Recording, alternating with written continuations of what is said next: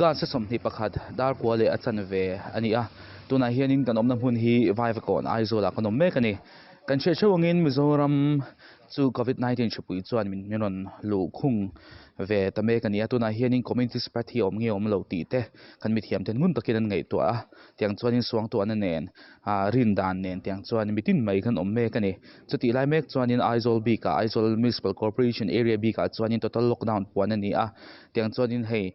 lockdown te po sei chho ani atuna hian ka sei ta kan khan vai kon aizola kanom meka kan frontliners kan han ti te kan doctor kan police te an ha MMNT te po kan chia chuti rual chuanin lo theilo a chuak te le khathi angchi mi chu chang anom ve reng boka chung tiang chuanin zaina hianin report kan on buat sei don ani a ati changa top thlen kan program thlir tu 10 mi lo thlir sak lekha kan lo base kan lo in kan lo base chu ni ti kha kan sei du ni vai kon na changin kan sei ta kan khan five ko na kanom meka hetilai hianin kan police han ha takin an lo duty boka kabula hian pui shmal soma a oma te chuanin hei ka pu dar eng sa ta chang khan nge in duty tak dar kwale chan verita a daru ka khan kan in thla ka chuan kan play waranga to jeng dariata kan in thak lian tleiwa thakin ti han in duty tleiwa thake ani zan lama hianin ron chuak te tun lockdown big hemi to lockdown kan han nei le hianin chuak an tam hei ma se ni dang ang chuan an tam lo chim ma hei lang renga ma se poimo zual ngema emergency le tiam ka chu anam ve nual mai ani le hei man han ngai ngoi ang kho pa chuak ti te ang chul na po om lawa han chuak ang chi te po kha anom thowem ma tiang chu kan duty china chuan kan lam lo chuan ne thun oi tlang thu kan oi tlang ani ti chuanin hei lai hian miang zat nge duty thin chu ke mani force lam tang chuan pali kan ne ma se hei task force lampang hian non pui ve non toi om reng ani okay chen khata phei chuanin hei kan local to na tele kan kalna tura te pon yanga I chen chuanin task force lampang te pon an troi om lo te polo om ta nang di chu hei tian han troi om chu tlem chuanin in ngei te po han ngam do in karinga te rem mai thlamon thak mel khiat lo le mi moten lo tama te lai veng chung an lo duty hian mel khiat le an hriatthiam ngoi chi te kha an hriatthiam phani te chuanin hei zangkhoin han duty don ani ka hriat chak to chu tian inupui fanau te chua sanin ti hian ramtanin thei top choin han bai ni heti in duty lai hian inupui fanau te in ngei to na om ve reng thinin karinga om ve em korangai zia te kan thil ve thei to pin angai ta po kan ngai ve ani ve lu tu kang ani chuan tian zangkhoin han duty he tu ka te choi in ha ve nop thin lo mo ka pu ni zeb lo wa chen an play war thak chu ha thak ve ma sei chu kon ti tu ran ne ani khop mai te chuanin ani le enge tournament lo thlir tu ta tan hianin cha du inei te po karinga hei tun kan covid chungchang kher lo wa te po lo ni theia enge law enforcement chungchang te po enge I cha du te nei karinga chungte chumi han sei sakte cha du han ti ani ke ni ang atang chen han cha em tur hi ong vak lawa amero chu tan ro la ngai te chu ka soi thei to ka ni kan in hriat thiam la na in ne lui lo le enge aru ka ti tal tum lovin kan tan ro la ngai te chu satla gila tha kho bang ale pui shmal soma hun chatak bim pe hei hetelaya ha takin an lo duty mizo mi pui te hian mizo mi pui te ai oin lawm thu kan shil chowa kan chuang tak zet chu ni ti kha kan sei du ni ole ke ni po kan lo me ole hi tuna hianin kan om na hun hi company peng hun tharveng han kan om me kani chumdanga te chuan ni sela hi lun le tur khania vai ko na chang khan kan chuk thla kan sei ta khangin tuna hianin hun tharveng kan om me ka company peng kan zu chuk thachina nga engtiang nge khutilaya te kan police lampang te kan force mi te pon duty ti te chanching kan on share cheng kan tung chu se langa tiang chon kan phak tok chinin zani hian report hmunom tak le ngeinom tak bengwar thak tak ron chop chwa sak chu kan tumani tuna hianin hei hun thar Mualdungsei kan om meka helai mun hi kan police ten an check na mun chin khani an hon chongen hon chho lo ti te le rui hlo te tin motor te bike te pon yang chu khang chi lir thei shim an check na mun khani kabula hian kan che chu angin hei aljina oma hei ani hi tilai hmuna anaute lo ho china kan hriat theuangin tunlai in hei hminga lar veo maya enge ma sain han hminga lo lar veo ta ka chuanin za in pokan han tawngfuh hlo chi le lama chuanin kan lawm ni ta sela enge a hriom thinem achang chuanin hmel hriat te po lo nianga hei mizo chu claim te kan la ni a tinang ma ron hmel hriat tu do che po khan om thin karinga khang tianga te po khan nang ma tang khanin bar han siam chang te pok ha ngai don lutuk ani khata khanin a hriom thinem ti lai te khamin lo chak masa nia tian uniform ha in tilaia kan lo duty ve a nia kan na ania kan ti tur khachu kan ti mol molangaya ma ro chu ti rol chuan mihring ve tho kan nia mihring na tanga han te chuan hriom han ti ve chang a hi mi kan na hrim nilawin mihring kan deal ngalaya khan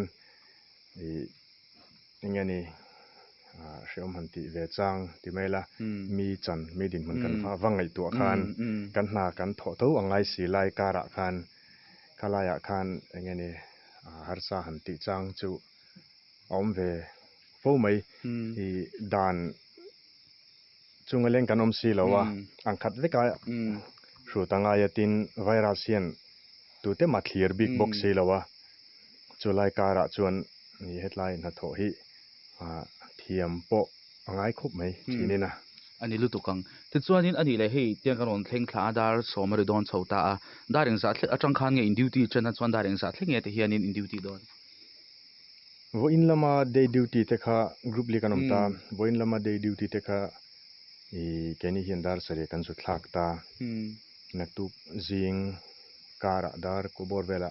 naktu ka day tur te meron thlak velenga ka tiang khan hela hian group li kha 24 hours kha kanin rotate de char ani bermai chu ti chuan kar khata voi sang in duty man ta kang kar khata hian voi kan day le kan night nen chuan voi thumvel chu kan lut ani don ta ti chuanin hei san khoin han tleivar don ta chu ni ta maya nang po hei nupui han nei hlim te ni a chung te po nge na nga inaw te pun lo ni sela chu nupui fanaw nei te ne dona in khuate har ve thinem tin hei tunlai covid hemi virus awang hianin ngei tu ana te po thil sang sang local dona khanga te po khan in chung te han ngei tu ate tin han lunglen chang tin nei ve thin lo mo han nei ve thine hei kan khor man lo khani deuh thina ti mai la maro chu zan lam te sunday te le nge zan lam curfew te sunday te le mi lockdown an puan hi chuan ve wak ten lo claim ta claimin kan ha dam ve thei deuh boka ka tiang ai ro kha chuan a thlatel tilaya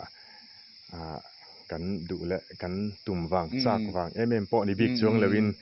sarkar thu in tilai kanom vea in lampang ai hina ve thin ko mai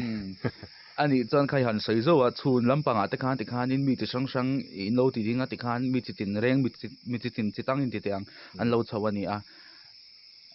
ani tina khan in ni mihring bichin na tang chuan a hriom han ti ve chang te poi nei ti te pokan han ngai thla ani a ani chuan in enge tuna hian heti khop mai hian mizo mi pui te hianin zu hi kan lo du ti te po hriat khop mai a heta hian in enge I sei du te nei hei tak hi nia minzota alom ko mai ka soi du lu tu ka nia kan na kan thok ta exer kan la mol ta abak chu ina kan omve hun man chung te khani mai ta ni ma se tilaya hei rv te po oma mi an down thin de ju kan khave reng ta ma se heta han duty chi hian ka mizo pui ka thalai pui ten het tik khop hian animo zu hian alo ti boi ti ka ngai to ta ni zep thu changlo ka tong tai na po ka tel na sa ka na ka kal donin dian pathian he na ka in hlana tong tai na te ka mang ta chuan engeni la in ipin dani chwa san main itong tai ngai am ti ka hi kerlu hen om thena chuan ka ho vele te harsatna le buena om lowa kanan om te hi pathian hen alom thu ka soi thina ni hata hian katel lo thei thin lo chan chu ka khong I ve tho tang den soi te la ain min lo nia ka thiam lut tuk ta ni ma se heta kan om chon kan ti tur kan ti ve angai sia thalai kara khan kan ngai to thina a me pa hian mem hian ani mo e ka thalai pui te hi zu hian angeni alo ti buai kan ram din mun te kan ngai to kan future te kan ngai to hian hetiang om tur hi chu kan ni lo sin kai man ni line kan the na thewa hian ram ta ne mi chan fa om hi chu kan ni thei sin ate atanga ate ber atanga lian ber thengin ti ka ngai to hian a ka soi thiam lo enge ril ro tang box sia lelama o kanani zep mi lo chon kana I kan ram kan Christian na a hian tun ai hian thei top chu ale zualila avan thadon em I zu hian min ti buina salu tuk hi ngeni a thei ram chon frangden ka soinga ka tungta na ka tel le pakhat chu helai ko chung ka duty chung zong hian eng cheni kan duty don a hriat lowa I miril ru tam tak te po ke ma ni van lo na thei kan tum ani mi lowa kan na kan tho angaya kan chung hian mi pakhat tal in zu a ngei lo ponang ma lam tlem tal a lo nai thei na tur ani chuan min mang che tin ka pathin ani ka dil thin chu ka in puang ni chu ka dil dik tak ania I alo kala te tu ma ka hmel manom lo ka mangai vek ma ro chu an he boy ata hi chu chuak vek thei selang chon alo ka zong te kan ngai to han chuak vek thei pelang chon awa ro pui don em te ka ngai to mo thanim ngai na khop mai eng ti kha chang khan nge thian I han helai hi han duty ta helai kan duty tak ka hi ngor o ma khan ting kan kol mun dang dang kan ai zol ko chunga te pon dewa te khan helai tak ka hi chu ama bon company penga kanum to ta chu ta tang inson thla chu kan nia ni thlan hi chu pum lum thak to chon ka khia ai pun re yang karing hemi chung hian ani le hi in han man sak hawa hian eng rual nge tam bera eng rual te chuan in nge ilru han khoi ta ber arilu chun khoi veka maro chu atam ber chu thalai bok khan ni ta ni a then chu kan so ta kum tling chho tran tur chau te ni ta khang kho kha tu na tanga hetiang an ni chuan an future kha ka ngai tu ta ni I ngai to na kha enge ni yakal thui I upalam te pon ni ve thowa tin upalam te pe chu kan pa te ro zat ini to bo moi to lo ve tilai in man te shom te po kan ti ve thina mo tin nia chu e khom tur te ni khata ba de lom te poi kan lo tam thin khop maya takani chona lom omani maya ma ro chu heng kan na tho te kan long ran te kan chu e khom kan ba te mo ti te tam tak chon lam te pon ni venga kan the thiam vek thowa I heng te hi ka thiên hen lom tu soi chung hian han ti thei jok phele jo kan thadon emo ti dei ka ngai to thina mo mi kha wasim ro kan wa tingot theilo kan man sak wang khan an simin helai kan duty wangin arem don chung lowa ma ro chu kha ringo tawa kan na kan tholo thu om lowa pastor te thu hril tu te pon I khovel sol nei pungzel ti chungin thei to pin I thuan hril tho ka kha ti turani vetlat ta ni chu wangin kan ti tur theu kha rinam ta kan ti ve ngai sia nichina khanin khami atharau lampang do hlek khanin inat chungchang inat thu lo na thin thu te han sei nia hei Mister Mizoram chumthum lai ni thei ni a fitness sangjong te pon ni sela ruihlo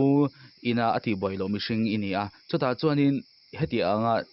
a fitness sangjong ta in kan seianga heti ang thalai kumtling chi alo te kumron na tling tir te ina zu le hemi heti anga ruihlowa ankal na lutuk te hi itha na veu thin lo mo ana thin khop mai I hring nun bul tran tur Anita tiang hun laia an khere ran siam lo chuan nakina chuan har to tani kumtela upat no chuan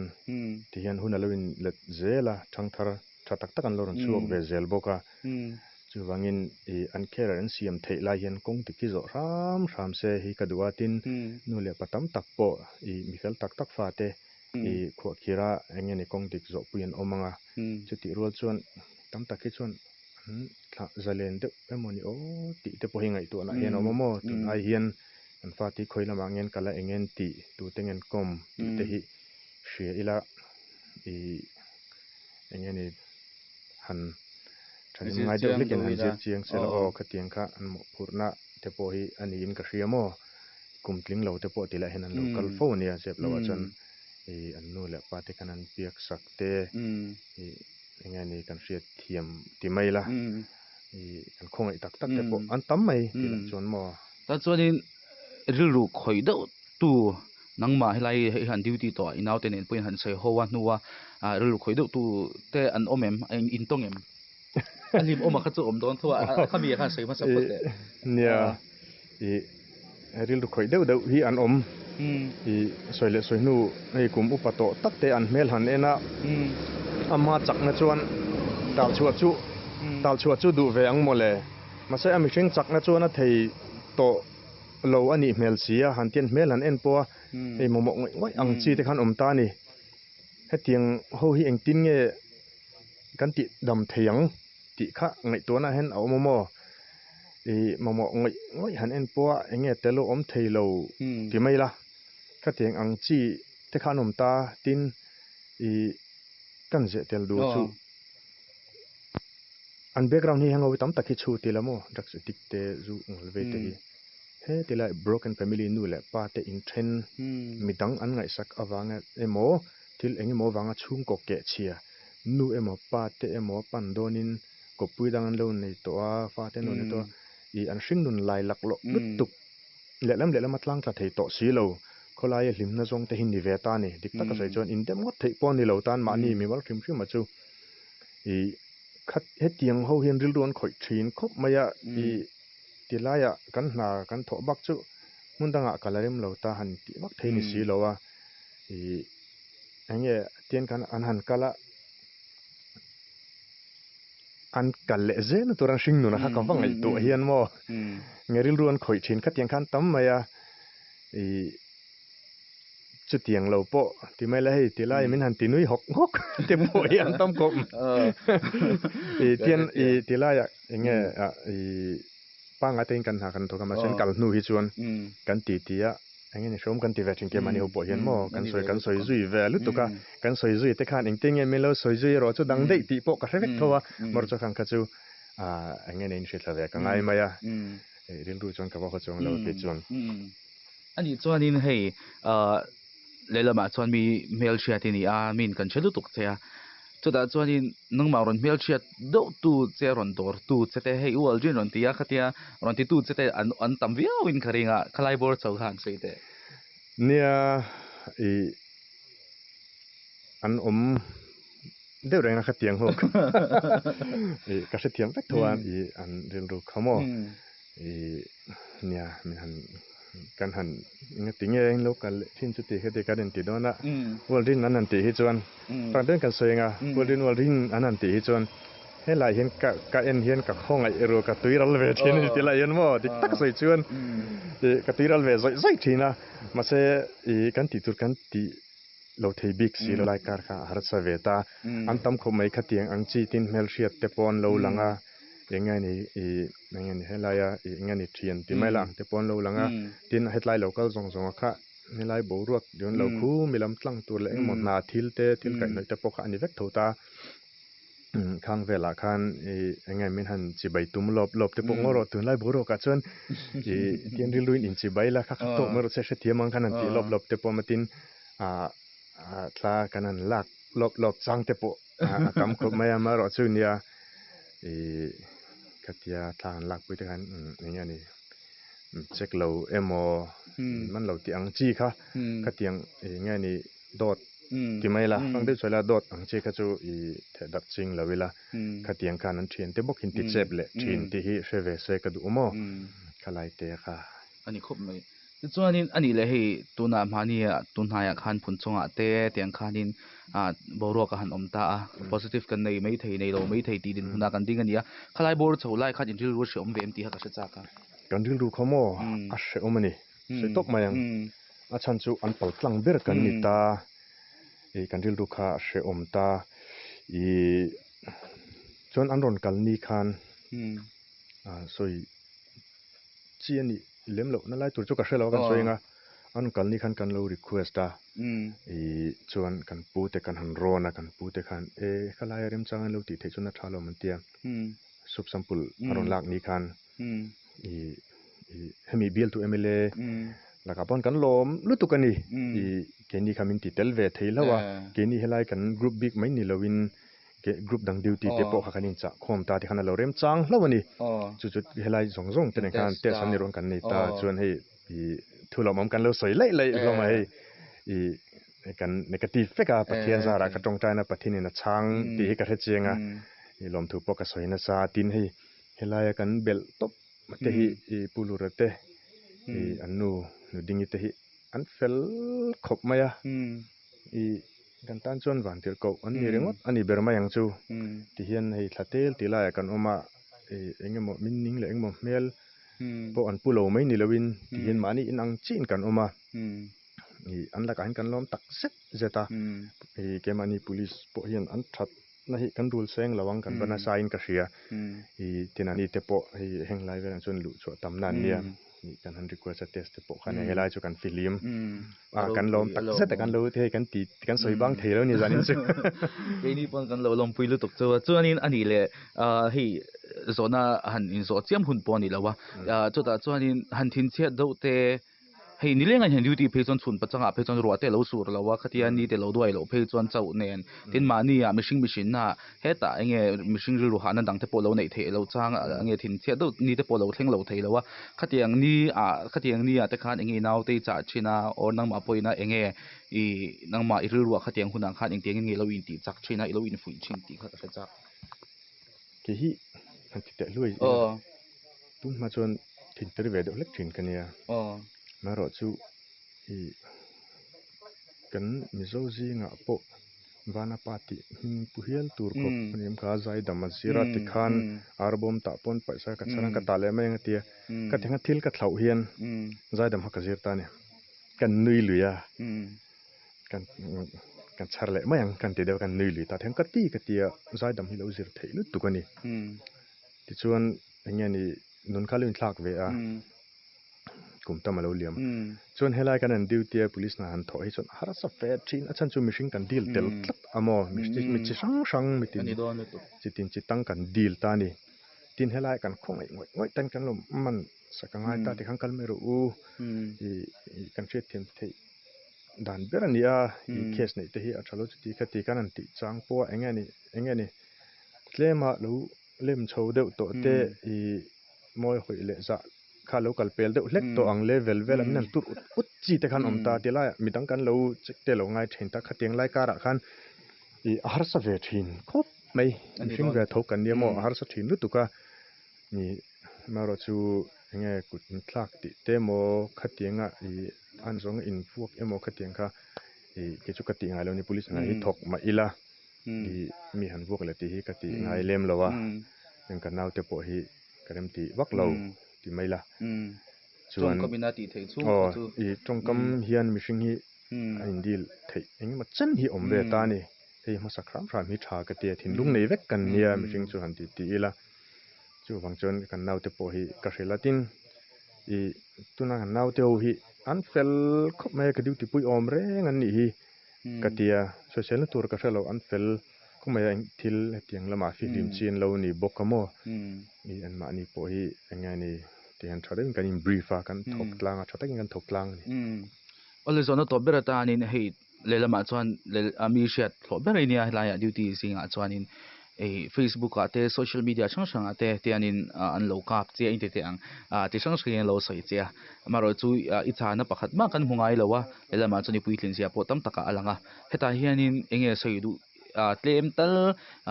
min han soi sakla kan ngen du che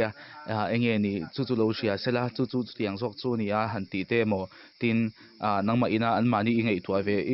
tua ve zia thu te mo khatiang zonga tuna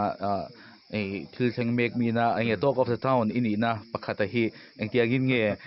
ihan chan ve don nia ka kalo muin kalo hre ve vek thin thowa ti mai la tin ka soi du pakhat chu social media ai nga po hian khatianga troll mo engmo comment tam tak hi hun ka nei lo ba ka hian ka ma chiar kil kel ngai lem lowa ka chiar ngai lo ti la di zo ka chan chu mi zong kan ti lom seng lowa tuine mo kha tak min lo ti na kha ka hriat atul ka ti lo ka hriat pon I nga te mem ka ngai chong lowa maro chu a then kha chu hei mishing ve tho kan ni na kan ti la lo riak tok te kha omang ti ka lawa a lo ria chon kha mi kha tu nge nia ka hriat chon kholai ka hmunga ke ma huat na te mo chu te min ti tu ni ti angai tu na kha ka du lo wang hian tian hriat lo top he ka du ta ka hriat lo miao chu ni danga pui ngai pon lo om se ka pui bor thei don ti kha te dem ma chan chu ka hriat chuan ema huat na le ngi na kha lo ve do mission ve tho kan ni ka lo haider kha tha chi lo ta chu ma chun in shre lo wila ka ti zong kha chuan ba she ve lo wila I harsatna le ma na to pon alo tuk lu ni po mai thei ke pon ka ba mo ni o mai thei ka teng kha khalam phu chu shre lo dei zo ke la ka du dan ni ta I ka tiang kha tam taka om ve ta ni chan ngai po ka tilo ke ma po hian ka thien tha te tangin ka dong ve thin tho a chu ta tang chaw ka hriat chuan in taka chuan tin group then khat po min invite mola ka lu du lem chuang lo a maro chu I kalu pakhat kalu a khat chuan mi pa chuan group and effect tong khata khat chuan ke ma lama hian kan tho puite kan senior officer te tangin engi mo na kai noi leng mo ania I atula chon efa le kes te po I siam kha in thlung su miron te pressure hi ana ve du ta hlika chu wang chuan frandeng soinga an I vati kha chu ka hre ve thowa ka tum chuang lo maro chu kha mi pressure an wang kan I tarlan kha thain ka hria ni chan chu ka tho pui te min than him ngai pui na le anin huam na kha ka respect ve tho ta ka tar langa maro chu mi ka ting han ti tak ero kha chu lo thei lo to pani lo chuan ki chuan I atul ka tilawa ka reputation a chet na tur chin chu ka hre ve tho ka kalzel tur mo ka na ne turan tur chin chu ka hre ve tho ta ka private maya I pani kha chu ka tiang zong ka chu tilawila ka homni lo che maro chu engemo ka tiang gar chon I nangma tan po ke mani tan po kan nei zon cha kan kalzel na tur ta na engemo om thei thelania ka tilo zong kan infiam borang u poilo ma se ka tiang ka chu clear san chin thiamila tia ka englo te chon om ve ta lem lo a kha chon ka tiang ka chu nia tin mi she turin thil kan telom kan hmu lo der chin te po om ve nga yang chu mi sang sang nan lo mu ve thowa mo kan bi sei le kan tum ang vek khan I min an lo dong song big chuang lo ta I tin tu ma kan thafang kim lo la li su thafang kim ber pon adu song pani chi atlanga pakhatina hek tho chu wangin eng tin nge ke te lul hin mi zong so ka ti lom se nang ti kha I kai ngai tu mo tin min sel du ne pon ro in bun ruak bor sela an ril zong khat ron bun chuak vek sela ta khan thil thalu theinan kha mun kha ron ti ruak zok ro se midang cha chuan an lo na lu tuk pala ge chu ka dong thei an ti bor sela chuan I in bun ruak vek sela ta khan thil tha te lu na I mun ruak alo om theinan poilo ka chu no problem ro pui hle mai duty om tak reng helai hian lo duty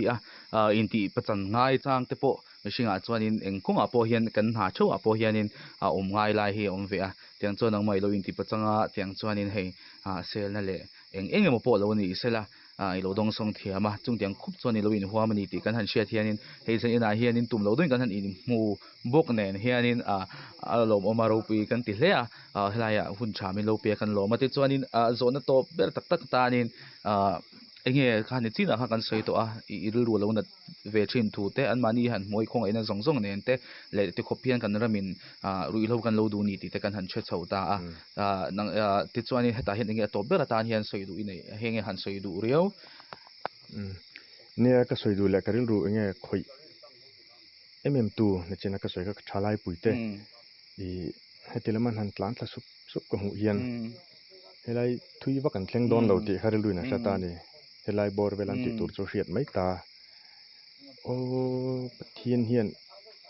thei na le thatna min perfect chulama te chuan kan mihring puite kan ram tan te hian han mangela tiang alo chu thlazo za hi I enga ni ke mani ta na thalo zok hati em kan bui puya kan du hi chu avan thalo em chu ai chon kan future le kan ram ma son na tur tan hi kan thei na lama thu hian ke pe ni la tuna hian IAS IPS te kan mamo to tuk ni central service te kan nei to lo lu tu kan kin loka chon so lampang te dian ni kin hei kan ti na tam hi mo I min la ron dominate ma yang I chu wangin I ale ka thiam thei deuh te chuan lo boi lo hian le kha zir sela ni engeni sport lama te ani emo ei zon na kong dang business ani emo ting hian ni hetilam lawa hian he lamanan kal su la chulama chon I in ni lawin in elna chang te hi hria ila I kumta mangai lawang kan van that pui don em o ti hi ka ngai tu amo chu chon karil ru hi anh ni ni tin hết thiết là cần duty rồi nga pakha anh ni akat yem ni sa ni alam pa an anh ni rindu akal nasa tunlai cuma tunlai kan tu kita chuan ketian kena ni mon lawm chung ti katin kan thaka kan bil lo ko lo kan ta dei ko ni mo ta dei tak zet ka thalai pui te hi tuna ka inkom na tang po hin pani khat tal chon lok na nei thei se hi ka tingoi ngoi ni chu ka rindu dik tak ni chu ilru le taksa po ni e angong le ni ti kha sheta kan lawm ti ha kan soinon le du ni a chatakin duty zel tur chuin du sakna kan hlan chuwa ni e kan soi tha kan khan helai kan inkom na hianin ra tha chu asela kan in fiam na le kan in kana pi a hianin thu taka ani na tak man pha turin melo thil tu te po du sakna kan hlan chu ni e